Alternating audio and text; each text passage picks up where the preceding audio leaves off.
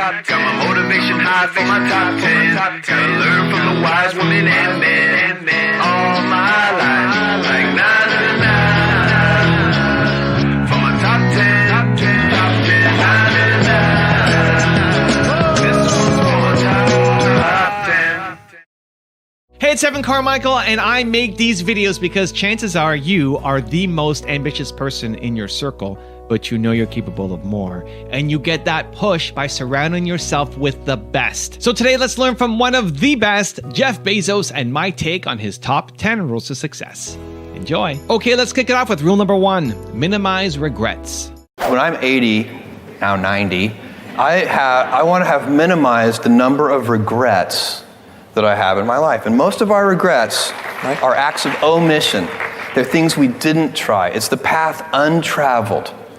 Those are the things that haunt us. Rule number 2, think long term. What do you say to employees when you obviously have some traders in the stock who are not happy and suddenly the stock is down 25% after a quarter? Well, since 1997, at almost every all-hands meeting, we have 2 all-hands meetings a year.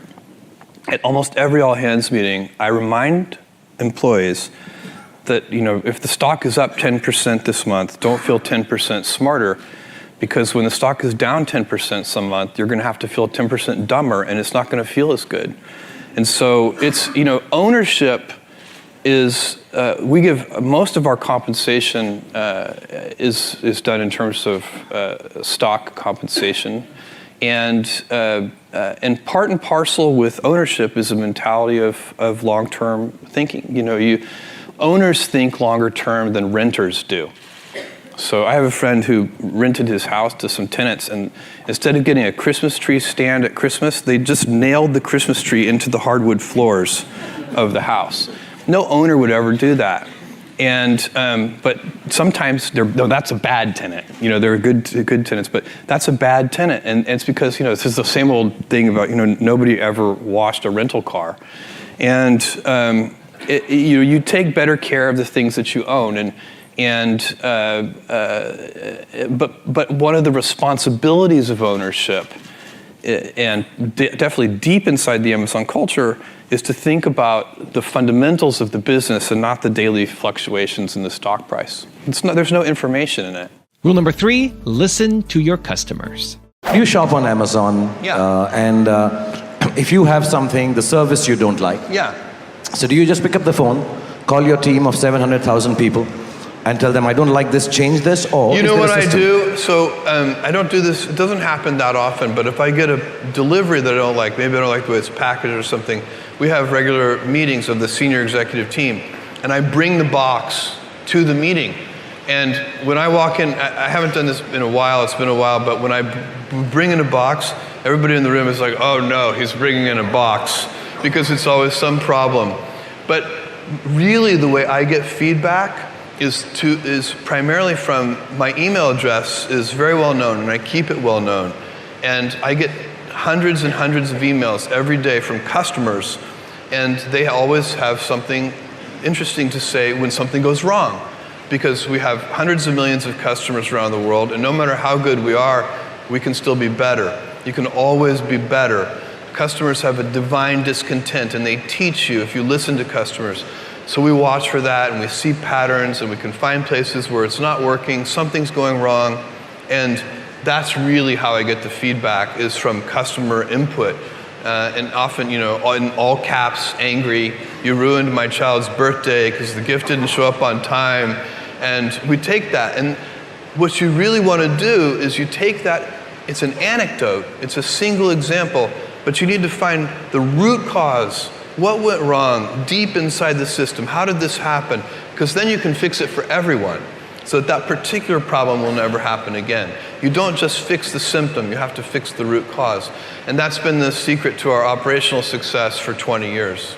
Rule number 4, empower others. What I want to achieve with Blue Origin is to build the heavy lifting infrastructure that allows for the kind of dynamic entrepreneurial explosion of thousands of companies in space that I have witnessed over the last 21 years on the internet. So When I think about the founding of Amazon.com, it only could work, so it take you back to 1995, July 1995, we open our doors. And this is a 10-person company. I'm driving the packages to the post office myself. And we were sitting on a bunch of heavy lifting infrastructure. Otherwise, a tiny company could never have started Amazon.com. You couldn't do it. For example, there was already a gigantic logistics network called the US Postal Service and UPS and FedEx. That would have been tens of billions, actually hundreds of billions of dollars of capital that you would have had to have laid out if you had to build a logistics network. We didn't have to do that. It existed. That heavy lifting was already done.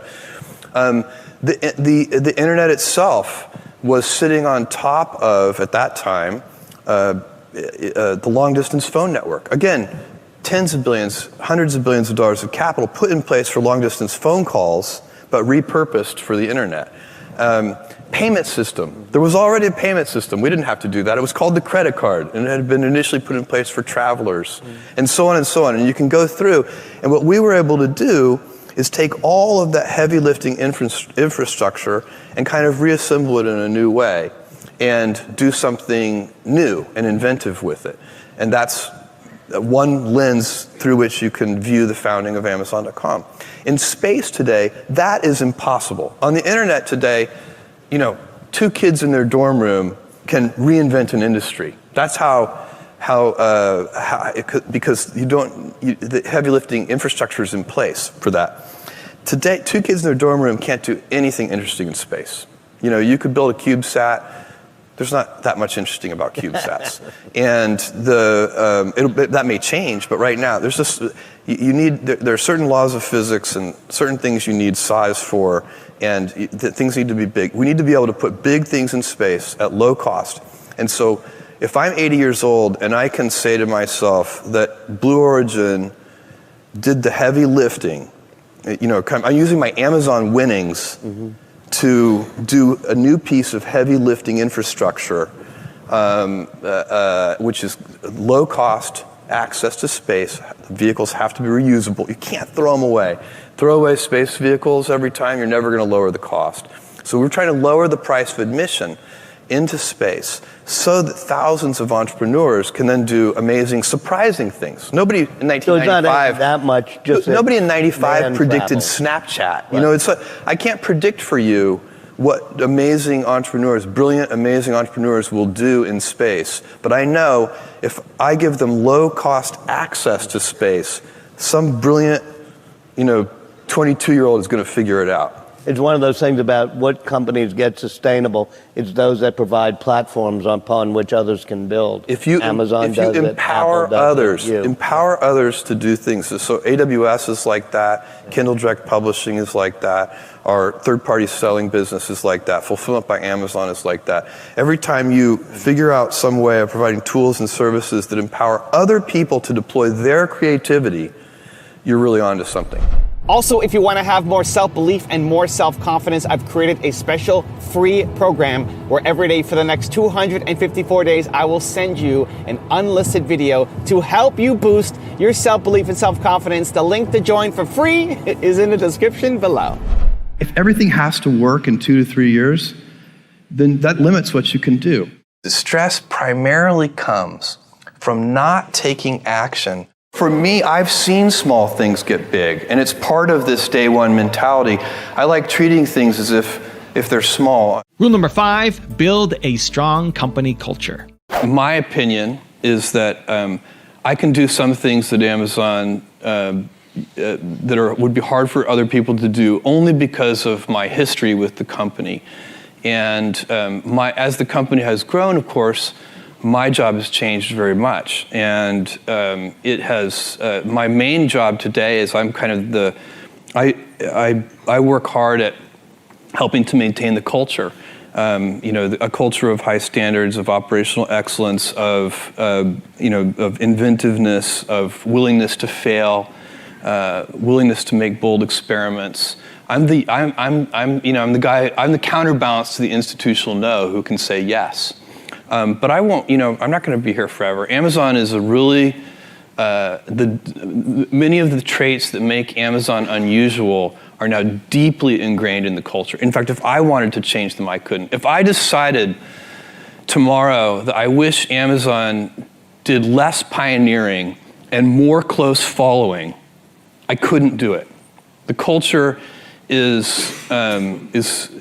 cultures are self-reinforcing, and that's a good thing. The people who come to the company, sometimes people come to the company and they find Amazon very boring because we don't have enough, competitive zeal. We don't wake up. Some annual planning processes and some companies literally start with who are our 3 biggest enemies, and then here's how we're going to hold them at bay or defeat them. And we don't have such a list at Amazon. It's not how our annual planning process works. And so, but if you're, on the other hand, if you're the kind of person who gets up in the morning and says, in the shower time, what can we invent for customers and what can we do differently and how can we improve that experience and so on, then it's going to be a playground. I still run into work, by the way. I took my family on vacation to France, my wife's extended family. There were about 20 of us. And we had an unbelievably good time, great food, everything. We were there for a week. I got back to Seattle and I ran into the office. I'm having so much fun. Rule number 6, lean into the future. As number 1 on the list, we were talking to Steve Case yesterday, and he had been number 1, and a couple of years later, he was not on the list. Well, you're making me really nervous. No, don't be nervous. Just tell me what could happen that would do that to you and Amazon, and how do you prevent that? Do you worry it could all come unraveled? Well, I kind of have this experience kind of already happened to me because you put me on the cover of Time Magazine as Person of the Year in 1999, and about a year later, the internet bubble burst. I think Amazon stock went from $113 a share to $6 or something like that. So these things happen. The thing for companies is you need to be nimble and robust. So you need to be able to take a punch, and you also need to be quick and innovative and doing new things at a high speed. That's the best defense against the future.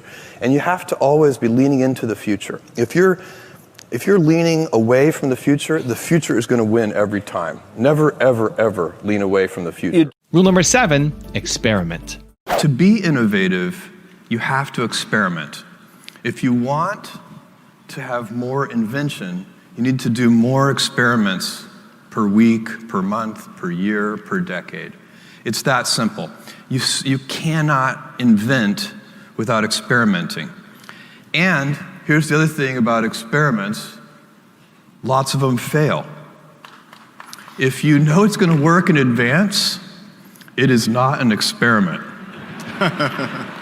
And what happens in big organizations, Amazon's a big organization now too, the Air Force is a big organization, is that we start to confuse experimentation with operational excellence.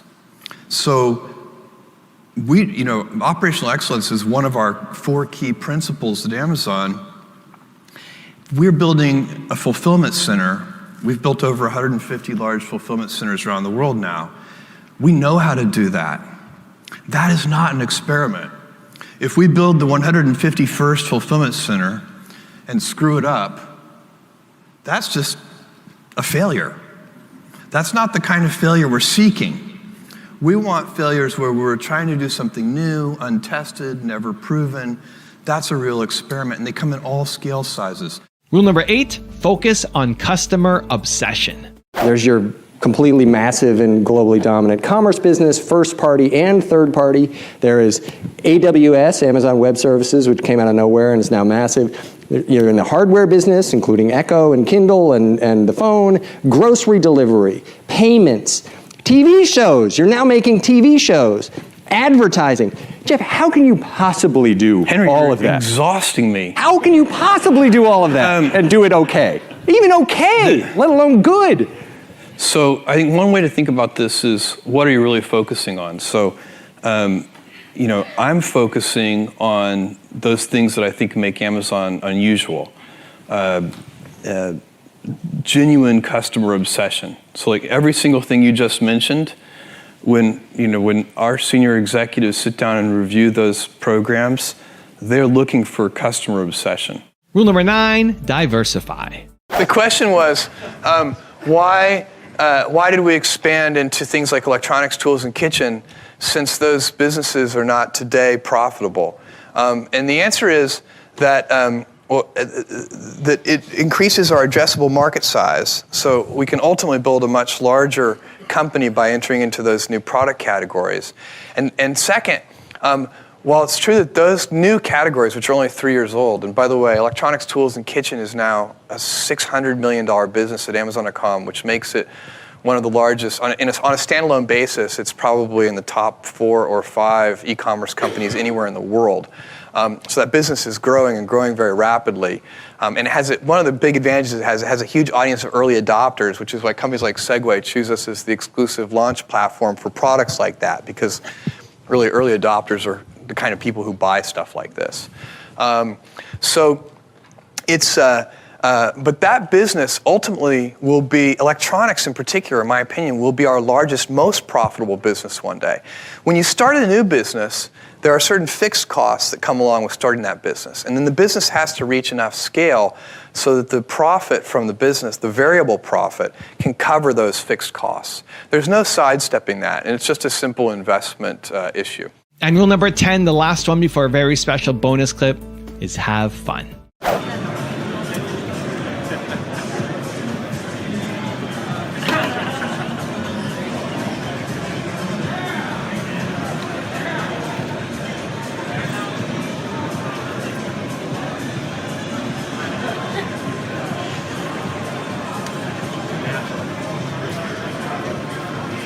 Straight back to talk.